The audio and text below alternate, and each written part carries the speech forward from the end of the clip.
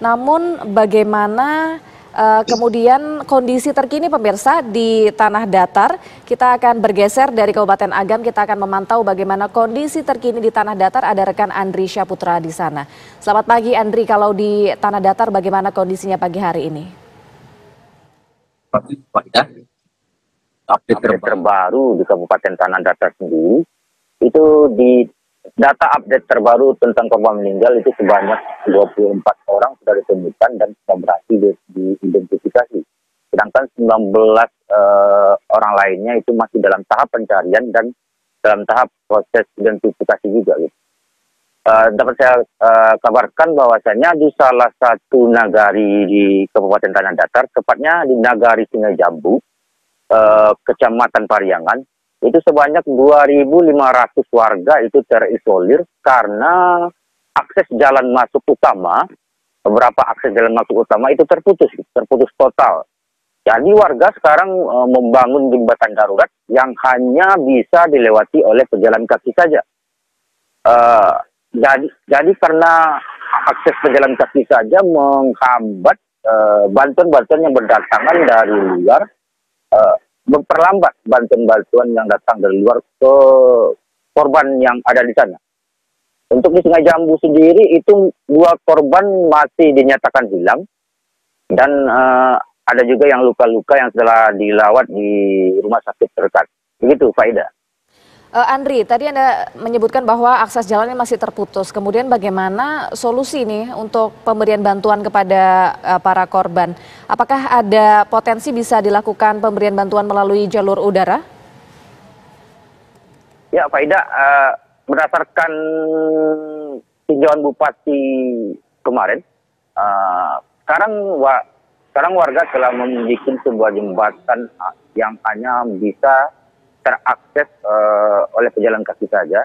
Jadi melalui jembatan itu warga bergotong royong mengangkat bantuan-bantuan dari pihak instansi yang membantu itu dengan cara berjalan kaki saja.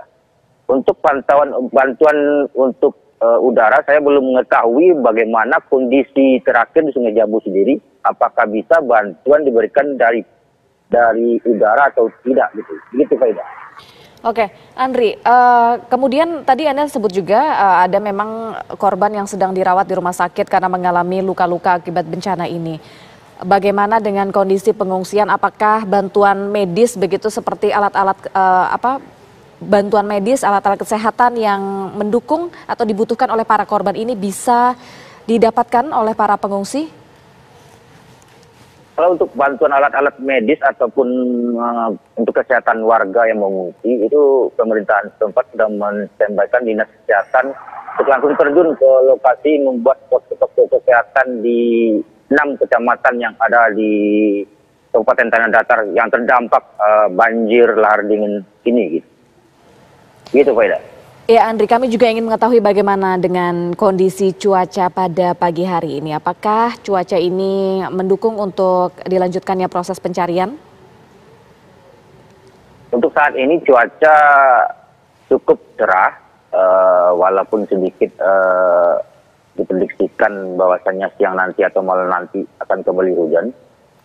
Nah, untuk proses pencarian sendiri berdasarkan koordinasi di posko utama tadi, tim SAR akan memulai lagi pencarian korban-korban yang meninggal sebanyak 16 orang itu terbagi dalam beberapa titik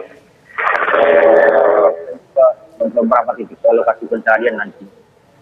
Seperti di Kecamatan Rambatan, juga di Kecamatan di kawasan Manunggal, di Makaung, juga nantinya di arah di Sungai Jambu tersendiri.